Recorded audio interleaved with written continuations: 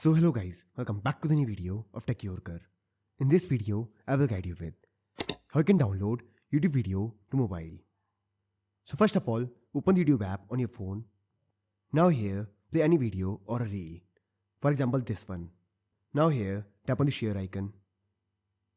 Now tap on copy link. Now go back to the home screen. Now open any browser on your phone. Now here type YouTube to MP4 and search for it. Now here you will see all the converters. Open any one. For example, this one. Now here paste the link and wait for a few seconds. And this is the video. Tap on the video option. Now here next to 1080p, tap on download. Now this will open a few ads. Go back to the tab. Now tap on download. And as you can see here, the video is downloading. Wait for a few seconds. And now here you will see download option. Tap on download again. And now the video is downloaded. To open it, tap here. And now the video is downloaded. To check it, go back to the home screen.